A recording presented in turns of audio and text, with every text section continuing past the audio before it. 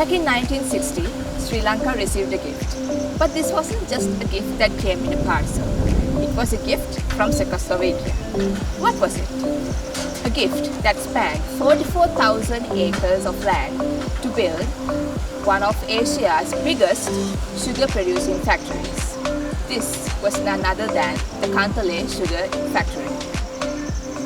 This was also called the Kantale Sugar Corporation, but it was incorporated with the Hindurana Sugar Factory to be called Lanka Sugar Corporation Limited. Even though it spanned 44,000 acres when it was initially gifted to Sri Lanka, today this premises only has 21,300 acres. This is mainly due to political interferences and because of the current state of these premises. If you look around, you could see a lot of metal, a lot of vehicles, a lot of machinery, a lot of defunct dilapidated buildings, and it has not been maintained for 28 years. We will take you inside to show you more about this factory and its technology.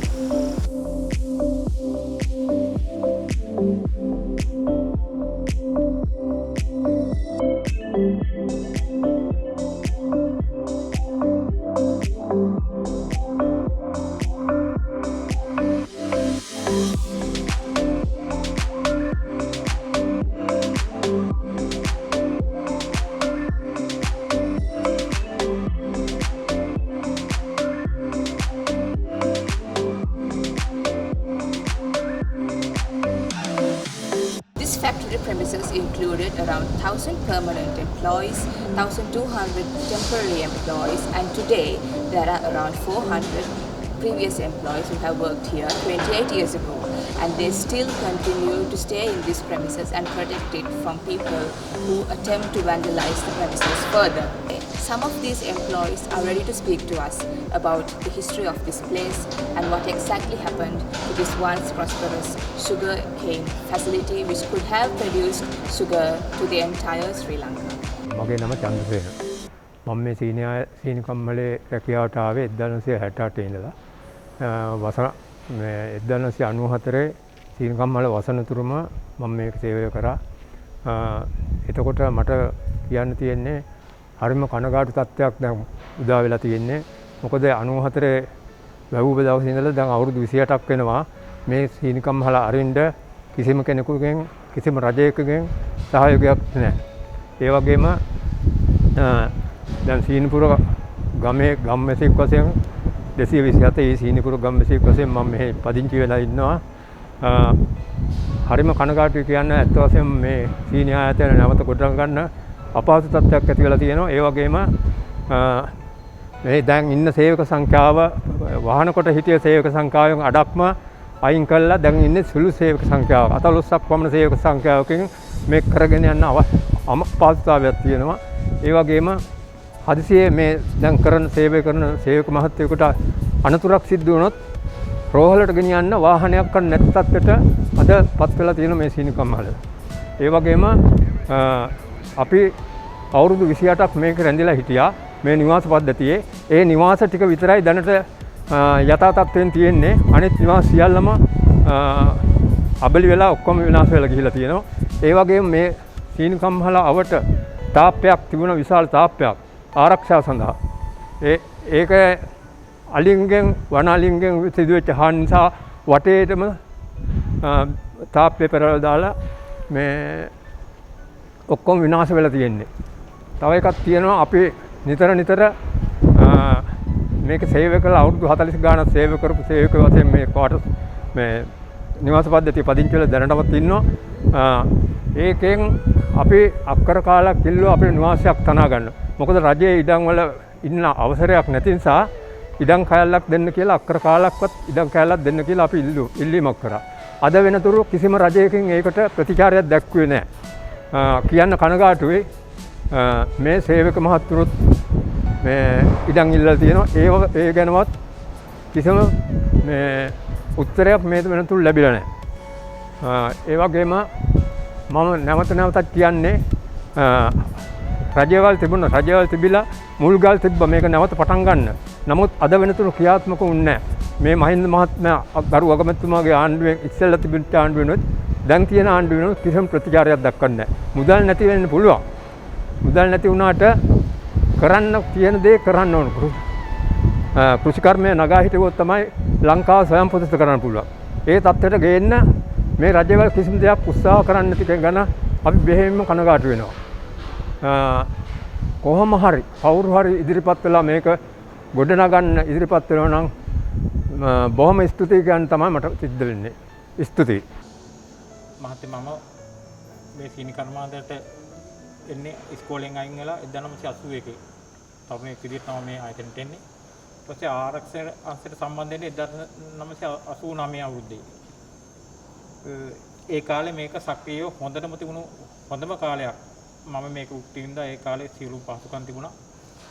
අවාසනාවට 1993 මේක පුදුකරණ යටතේ ආයෝජකයට දීලා ඊට පස්සේ 1900 ආරවුලක් වෙලා 1994 දී මේක ඉවර කරනවා අපිට සුළු අන්දියක් දීලා මේක මේ ඔක්කොම අයින් කරන අතරේ අපි 200 ගානක් මේක ආරක්ෂාංශෙත් එක්ක සීලම අංශවල නිලධාරි සේවක මහතුරු මේ වගාවේ හිටපු මුර අය ඔක්කොම තියාගන්නවා 236 දෙනෙක් මම දැනුව හැටියට. ඊට පස්සේ මේ වෙනකොට ඇත්තටම ආණ්ඩුපත් වුණා මේ 94 මේක වැහෙනවා. ඊට පස්සේ පොරොන්දු වෙනවා මේ ඊට පස්සේ බලයට 94 බලයට පස්සේ ආණ්ඩු චන්ද්‍රිකා බණ්ඩාරතුමියගේ ආණ්ඩුවේ මේක නැවත ආරම්භ කරනවා කියලා පොරොන්දු වෙලා මේ දිනලා මේකට එනවා. ඊට පස්සේ ඒ වුණාට දැන් මේ වෙනකොට මේක තාම දැන් අවුරුදු 27ක් වෙනවා මේක වහලා. කිසිම ආණ්ඩුවකින් මේකට ප්‍රතිචාර දැක්ුවේ නැහැ. හැබැයි මේ මැතිවරණ කාලේට මුල්ගල් තියෙනවා. ඇමතිවරු වෙනවා, අමාත්‍යංශපත් වෙනවා. වෙලා මේ ආයතනේ බාර ගන්නවා. හැබැයි එනවා එක්කෙනෙක්වත් මේ වෙනකම් ගාලා හරිම දුකයි මේ කනගාටුව කියන්නේ මේ වෙනකොට පෞගිය අලුත්ම මේ 2018 අවුරුද්ද පුරාම අමාත්‍යංශ 4කට මේ ආයතනේ මාරු වෙනවා මේ අමාත්‍යංශ 4කට 2018 අපි දැන් ඇත්තටම දැන් ඉතුරු වෙලා ඉන්නේ 34 දෙනා අපි සේවක ආරක්ෂාංශේ අනිත් නිලධාරි රියදුරු මාතු ඔක්කොම ඉන්නේ 34 දෙනෙක්. අපි දැන්ට රාජික අත්‍යවශ්‍ය සේවා මත මේක තියන මේක දේපොළ රැක බලා ගන්න කියලා තමයි මේකට මේ අපි නවත්ත ගන්නෙ. හැබැයි දැන් දේපොළ රැක බලා ගන්න අපි ඉතුරු වෙලා ඉන්නේ ආරක්ෂාන්ති 20 දෙනෙක් විතරයි. අනිත් ඔක්කොම මේ වෙන වෙන අංශවල කියන්න කණගාටුව 2018 අමාත්‍ය 4කට මේක මාරු වෙනවා. හැබැයි කිසිම නිලධාරියෙක් ඇමතිවරයෙක් ආවේ නැහැ. අපිට 2018 අවුරුද්දම පඩි හම්බුන්නේ නැහැ. ඇඩ්වාන්ස් එකක් විදිහට රුපියල් 1,25,000ක් හම්බ වෙනවා. අවුරුද්ද පුරාම අපි ඉල්ලීම් කරනවා අමාත්‍යාංශයේ ඇමතුමත් එක්ක මේ ලේකම්තුමත් එක්ක සාකච්ඡා කරනවා පොරොන්දු වුණා. ඒ වෙනකන් හම්බුන්නේ නැහැ. දැන් මේ වෙනකොට මේ මට මේක පෙන්වන්න පුළුවන් මහත්කලට මේ අවුරුදු පුරාම කියන්නේ අපිට පඩි කිව්වේ නැහැ. මේ අර්ථාදක මට අවුරුදු පුරාම මේ අර්ථාදක පොලේ තියෙනවා. මේ මහත්යට මේක ලං කරලා ගන්න පුළුවන් නම් මේ තියෙන්නේ ජනවාරියේ ඉඳලා දෙසැම්බර් වෙනකන් අවුරුදු පුරාම මේ බින්දු තියෙන්නේ මේකේ. මට මේ ගිණුම් ගත කරලා නැහැ මුදල් මම ඒකයි වක්කීමෙන් කියන්නේ. ඒත් එක්කම දැන් මේකේ අපි මන් දන්න තරමේ වාහන 800කට වැඩි තිබුණා. හැම අංශේ වාහන. ඇත්තම කියනවා එකම වාහනයක් අපිට ආරක්ෂාන්තයට දීලා තිබුණා මේ හදිස්සියේ අලි මොනවා හරි කරදරයක් වුණොත් මේ වටේ මොනවා හරි ආරක්ෂා සම්බන්ධ යන්න දැන් අවුරුද්දක් වෙනවා මේ වෙනකොට මාස 6කට වැඩි මේක මේ ගරාජ් එකට ගිහිල්ලා දාලා තියෙන කාන්තරේ කිසිම වාහනයක් මේක නැහැ. ඒක හැදුවෙත් නැහැ. හැබැයි අමතිව මේ පෞගිය අවුරුද්දේ හරියටම සැප්තැම්බර් මාසේ 23 වෙනිදා මේ අලුත් අමාත්‍යාංශයේ ඇමතුමා ජානව කුමුරු ඇමතුමා ඇවිල්ලා ඇත්තටම හොඳට අපිත් එක්ක කතා කළා. අපේ දුක් ගැන සංවේදී ආගෙන හිටියා. එයා පොරොන්දු ටිකක් දීලා යනවා අපිට. මේ පැකි ඉස්සරහින් මේ හමුදා කඳුරට වතුර ලයින් එකක් යනවා මේ ලොකු වතුර ලයින් එකක්. හැබැයි අපිට මහත්ලා වන බැලුවොත් තේරෙයි බොන්න වතුර ටිකක් නෑ අපිට. දැන් අවුරුදු එකමාරක් විතර කොරෝනා කාලයක්නේ. හැබැයි අපිට සාමීප ආරක්ෂක කියලා කිසිම දෙයක් නෑ. අවුරුදු පුරාම වැටෙන පැය 12ක සේවා කාලයේ යටත් තමයි අපි වැඩ කරන්නේ. වතුර බෝතලේ කෑම් පාර්සලේ අරන් ඇවිල්ලා මම ඊයේ ඔය එහා පැත්තේ මාතලට පෙනේ වර්ක්ෂොප් එක කියන්නේ වැඩපොළ කියන එකේ තමයි රාජකාරී මට තිබුණේ. ඒ එළිනකන් අපි පුදුම විදියට මේ අපහසුතාවයෙන් ඉන්නේ. ඒ කියන්නේ අපි දැන් අලින්ට මේක අලියනවා. අලින්ට වැඩිය හොරුන්ට බයයි මංකොල්ල කාලා යනවා වගේ හොරු වෙනවා. මේ අක්කර 16ක ඉඩමක් ඇතුළත මේ ආයතනේ මේ කම්මල තියෙන්නේ. දෙකෙන් පංගුවට වැඩිය අලි පෙරලා මේ තාප්ප කැඩලා පුළුවන් විදියට අපි ඔය තහඩු ගාලා තාප්ප හදාගෙන තියෙනවා. දැන් කරන්න දෙයක් නැහැ. රැයට අලියනවා. අපි තනියම තමයි මුරපොලකට දාන්නේ. හරිම මේ කනගාටු කියන්න. ඉතින් ඒ තියෙද්දි මාස 3ක් වෙනවා මම හිතන්නේ මහත් වෙලා දැන් රජයේ මේ වැඩ කරනවා නම් ඇත්තට රජය එතන මේ මාසෙත් පඩි හම්බෙලා ඇති. මාස 3ක් වෙනවා මේ වෙනකොට පඩි නැහැ. රජයෙන් කියලා දැන් ඇත්තටම සමුරුද්ධ දීවනා දෙනවා, වැඩිහිටි දීවනා දෙනවා. රුපියල් 5000 2000 දුන්නා. කිසිම ආදායයක් නැහැ. මාස 3ක් වෙනවා මේ වෙනකන් අපිට බෑ නෑ. දැන් අපේ මහතුරු ඔය නිලධාරි මහතුරු දෙන්නෙක් ඉන්නවා. ඒගොල්ලන්ගේ ආපුවම කිව්වා අමාත්‍යාංශයේ මේ කැබිනට් එකට දැම්ම කියලා. හැබැයි මේ වෙනකන් අපි හරිම දුකයි කියන්නේ කිසිම ආධාරයක් අපිට හම්බෙන්නේ නැතුව තවත් අවුරුද්දක් හරි මේක අපි රැක බලා ගන්නවා. මොකද මේ අපි මේ ජීවත් වුණේ අපේ ළමයි ජීවත් කරේ. මොකද අපේ තාත්තලා අපිව මේ නඩත්තු කළේ මේ ආයතනෙ. ඊට පස්සේ අපෙන් පස්සේ අපේ ළමයි නඩත්තු මේකෙන් ඒකට තවත් අවුරුද්දක් පඩි නැතුව හරි මේක මොනවා හරි වෙනකන් කියලා අපි හැබැයි මේක ආයතනේ මේ ඉන්නවා. මේකට මම අන්තිම ඉල්ලීම කියන්නේ මේක ආරම්භ කරන්න මේ දැන් ඇමතුරුමා ඇවිල්ලා අවුරුද්දක් වෙනවා හැබැයි ලොකුවට අපිට පොරොන්දු දුන්නා. වතුර දෙනවා කිව්වා. වතුර බවුසරයක් අදින්න ටැක්කයක් දෙනවා කිව්වා. මේක වටේ සුද්ධ කරලා දෙනවා කිව්වා. මේ වාහනේ හදලා දෙනවා එකම දෙයක්වත් උනේ නැහැ. ඒ තියද්දි ඔය මේ සනීපාරස්සව කොරෝනා ඒකට ඒ කිසිම දෙයක් අපිට පාදුකම්වත් නැතුව අපි ගෙදරින් ගෙනල්ලා සභාංගාලෙන් අත හොදගෙන තමයි ගෙදරින් වතුර බෝතල ගෙනල්ලා තමයි කැම්ප් පැකට් එකේ පැය 12ක රාජකාරියක් අපිට තියෙන්නේ. අවුරුද්දට වෙසක් එකට පොයට හැම දවසෙම වැඩ කරනවා. ඇදිනේ නොතක මේ වැටෙනවා මේ අපි විසි දෙන්න. මේ එහෙම කරලා ඇත්තටම තවත් අවුරුද්දක් හරි අපි වැඩ කරන්නම්. හැබැයි ඔබතුමාලාට මම ඉල්ලා හිටින්නේ මේක රජයේ මැදිහත් කරවලා අපි ලොකු විශ්වාසයක් තිබුණේ ආණ්ඩුවේ. මේක පටන් ගන්න කියලා. හැබැයි අවුරුද්දක් මේ අවතුමාය වෙලි කියලා තාම මේ අපිට දැනෙන්න මොනවත් වෙලා නැහැ. මට කියන්න තියෙන්නේ මේකේ අපිට වාහනයක් හදලා දෙන්න වතුර ටිකක් මූලික බව දුන්න එක අපිට හදලා දීලා ඊට පස්සේ මේ අපිට මේ පඩිය දීලා දැන් අපි මේ වැඩ කරන 34 දිනකින් මමයි මේ අපි දෙන්නයි 60ට අඩුවයි ඉන්නේ. ඔක්කොම මේ අවුරුදු 60 වැඩි අය ඉන්නේ. හැබැයි අපි බලන්නේ නෙවෙයි ඒගොල්ලෝ තමයි අපිව තියාගෙන ඉන්නේ. අපි හෙට හරි යන්න ලෑස්ති අපේ තියෙන මේ දීමනා ටික ගෙවලා මේ අපි යවන්න. හැබැයි මේක ආරම්භ කරන්න සද්දාවෙන් පටන් ගන්න මේ මොනවා හරි කම්පැනි එකට හරි දීලා තවත් මට අවසානයෙන් කියනවා අපේ සේවක සහෝදර සේවකකම අතර 3 දෙනෙක් දැන් අවුරුදු 2 3 අතරේ මැරලා ඉන්න. අවුරුදු 3කට ඉස්සෙල්ලා අපේ ආරක්ෂාංශෙම අද වෙනකම් පාසල මුදල හම් වෙලා නැහැ. අපි දන්න තරමේ ටක්ලේකේ තියෙනවා මාස 3කට ඉස්සෙල්ලා මේක ගෙවන්න කියලා. මේ වෙනකම් දැන් ඔත්කොල වෙලා ඉන්නවා අංශභාගය දීලා ඔය මින්නේරියේ නේවාසිකව ප්‍රතිගාලම ආයුර්වේද රෝහලේ. එයාට පඩිය දැන් මාස 2ක පඩිය ගන්න තියෙනවා. මාසයක් විතර දැන් ඔත්කොල වෙලා ඉන්නවා. මේ එන්නේ එහෙම තත්ත්වයක තමයි අපි මේ අඩුම ටික දෙනෙක් වැඩ කරන්නේ. මේ එහෙම ඒකින්ද මේක පටන් ගන්න මම කියන්නේ ඒකයි. ආරම්භ කරන සද්දාවෙන් පටන් ගන්න අපි මේකට උදව් කරනවා තවත්. එච්චරයි මට කියන්න තියෙන්නේ මේ උතුවන්නට. මම වැඩ කරන්නේ ආරක්ෂාංශයේ. මම 1987 අන්තරි සීනි ආයතනයේ ආරක්ෂා නියාමකයෙක් වශයෙන් පත්තිමරවන ගාමිණී සමරසේකරන් මම. ඒ ඇවිල්ලා මේ ආයතනට එනකොට මම කියන්නේ තාමත්ම පහසුකම් සියල්ලක්ම අපි ලබා දුන්නා. නිවාස පහසුකම් සැපයුවා වතුර ටික පැය 24 වතුර ආපු මේ නිවාස වල ලබා දුන්නා පහළ පරාසයක්. අනිත් ඒ තමයි අපිට ගොවිපලක් කියලා මේ ආයතනෙම ගොවිපලක් කියලා තිබුණේ. ඒකේ සීලු අනිත් අවශ්‍ය සෑම දෙයක්ම ලබා දුන්නා අපිට. මේ වැඩ කරන සේවකයන්ගේ පහසුකම් සඳහා ආදිසි බෙහෙත්යක් ගෙන්නන වාහනයක් ලබා දුන්නා. ආයතනයේ ඩිස්පෙන්සරියේ ඒ අවශ්‍ය පහසුකම් අසනීපකදී ලබා දුන්නා. මේ සියලුම දේවල් තිබුණු ආයතනය තමයි පසුකාලනේ වැහෙන්නේ. හේතුව 1977 මැතිවරණයෙන් පස්සේ ජයාජාතන මහත්තයා ගේනවා විවෘත ආර්ථිකය කියලා ආර්ථික සැලසුම. මේ ආර්ථික සැලසුමේදී සැලසුමේ තේමාව තමයි මේ රට සම්පූර්ණ විවෘත කිරීම. ව්‍යාපාරණ. ඒ ව්‍යාපාරණ විවෘත කරාම මේ දේශීය නිෂ්පාදන වලට තිබිච්ච තත්ත්වය පහත කරනවා. දේශීය ගෙනීමේ කූට ව්‍යාපාරය උත්සන්න වුණා. ඒ කූට ව්‍යාපාර උත්සන්න වීමත් එක්ක වෙන්නේ අපේ සීනි කර්මාන්තයට නරක දශාවක් ලබන්න පටන් ගන්නවා. ඒ එක්කම දේශපාලනීකරණය වෙනවා ආයතනයේ අභ්‍යන්තරයේ. ඒ දේශපාලනීකරණය වීමත් එක්ක සේවකයා අඩපණ වෙනවා. වැඩ කරපු සේවකයා අඩපණ වෙනවා. ඉහළ තල වලට අර නුසුදුසුපත් වෙනකොට. අන්න ඒ තුල තමයි මේ ආයතනවල විනාශ වෙලා ගිහින්නේ. මම දැක්ක සංකල්පයට ඔන්න ඔතන. ඒක වෙනස් වුනේ නැති නිසා මේ ආයතනයේ පසුකායන ප්‍රමාණිකව ඇවිල්ලා පෞද්ගලීකරණය කරන්න යනවා. පෞද්ගලීකරණය කරන්නේ මේක කෝටි 400ට වැලු කරලා කෝටි 4ක් වගේ මුදලකට තමයි මේක දෙන්න තීන්දුව වෙන්නේ. හැබැයි මේ ගන්නේ වසන්ත රාජා සහ බැටි වීරමුන්ගේ මස්සින වෙච්ච සුමනසේකර කියන පුජ්‍යලෙක්. මම ඒ ගත්ත පුජ්‍යලත් එක්ක පෞද්ගලික අමනාපයක් නැහැ. ව්‍යාපාරිකයෝ කියන්නේ කවුරු මේ හම්බ කරන්න ගන්නේ. ඒ නිසා සුමනසේකරනේ වෙන ව්‍යාපාරිකයෙක් ගත්තත් ওই ටික. මොකද හිඟුරාණ දුන්නා ඔය වගේම කම්පැනි එකට. ඉතින් අවසානයේ අර්ථසාධක තෙමිසු නැති වුණා. නමුත් මේ ආයතනේ මෙඩිකල් කරන්න හම්බුනේ යහන්ද එයාට දාලා යන්න. දාලා ගියාම මේ ආයතනේ එදා 94 වහන. ඒ අවුරුදු දෙකක් කාල පරස්සයක් වගේ තමයි මෙහෙට කරන්න වෙන්නේ. ඒ අවුරුදු දෙකෙන් පස්සේ වහන.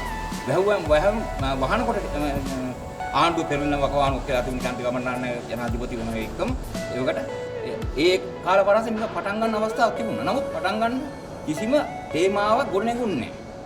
එක පැත්තෙන් පටන් ගන්න හදනවා අනිත් පැත්තෙන් කකුලෙන් අදිනවා.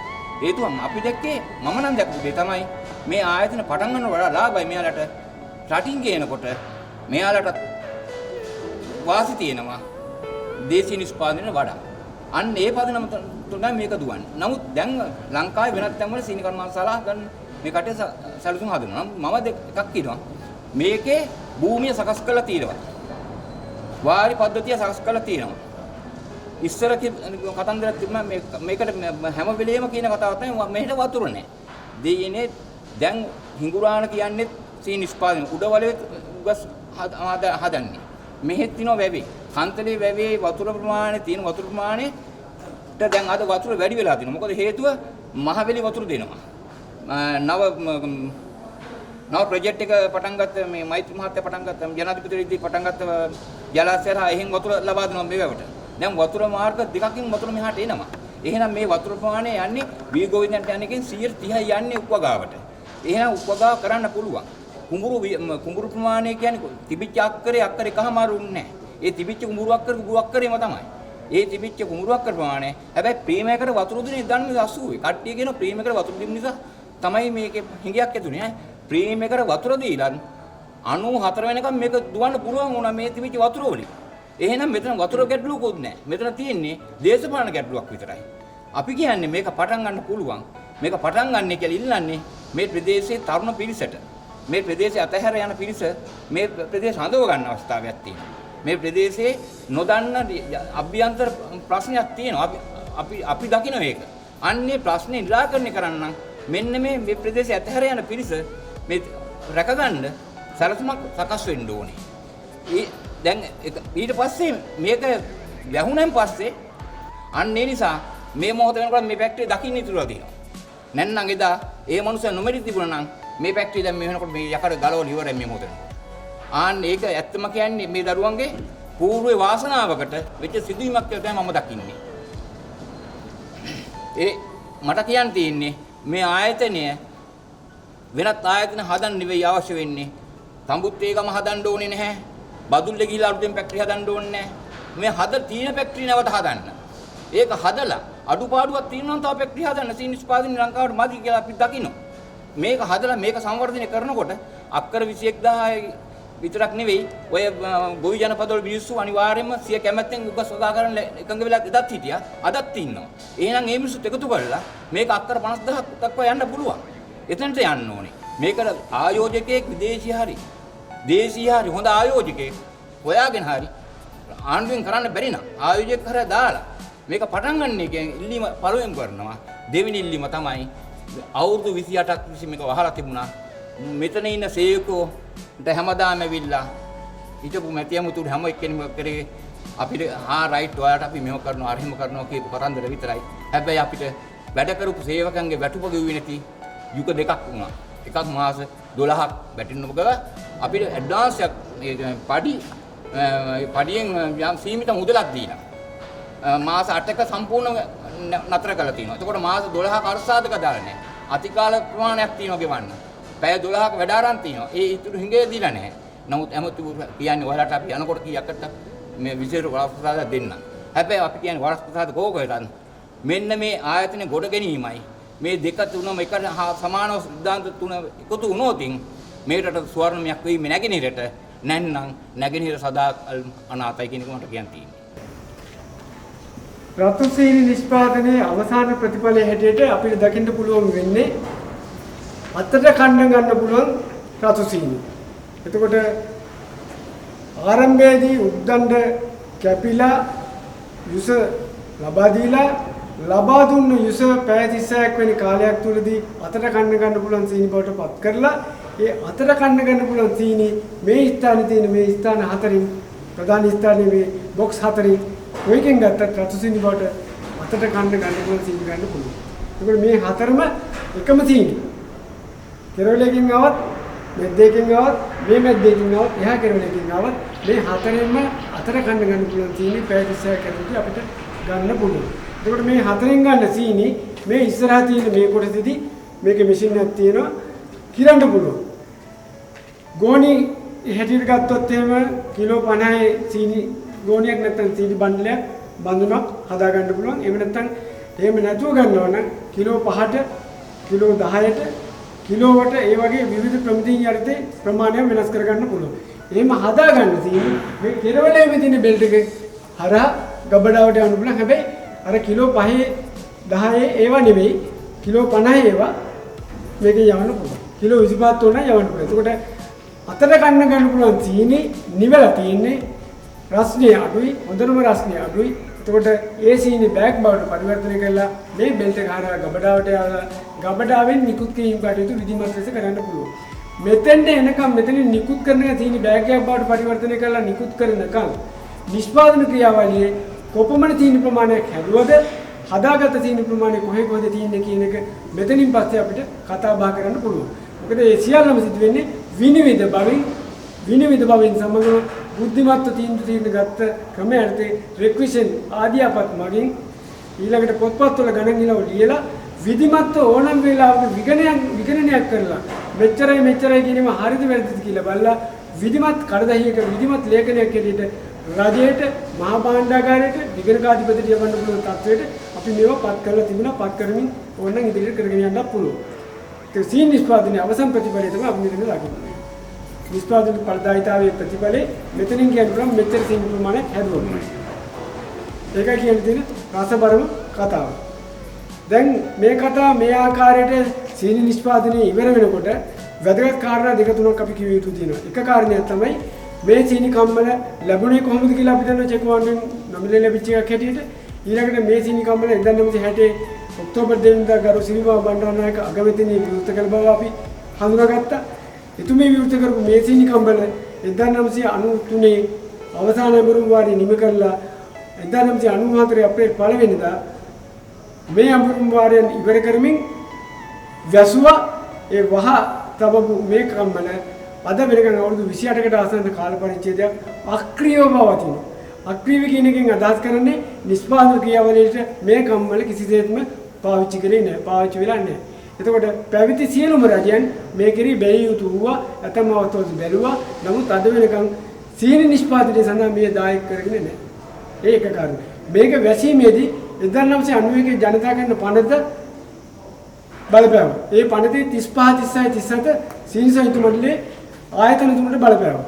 එතකොට එකට තිබිච්ච ආයතන හුදකලා කරලා තනි කරලා ගරි කතෝලික පූජක බෞද්ධුන්ගේ හින්දු බත්තිකින්ගේ නායකයින්ගේ එතකොට මුස්ලිම් හිතවතුන්ගේ කාඩිනල්තුමන්ලාගෙන් ලැබිච්ච සහයෝගයේ ප්‍රමාණවත් නොවෙච්ච නිසා අදටත් 28 අවුරුද්දක් එකම ආකාරයෙන් ක්‍රියාකාරී වෙනවා. ඒ නිසා මා යෝජනාවක් ඇටියට මේ වෙලාව ඉදිරිපත් කරන්න කැමති ශ්‍රී ලංකාවේ සිරිමාව බණ්ඩාරනායක මෙතනිය ගරු මෙතනිය විසින් විවෘත කරපු මේ සීනි කම්මල වහලා දාලා අවුරුදු 28ක් විතර වෙනවා.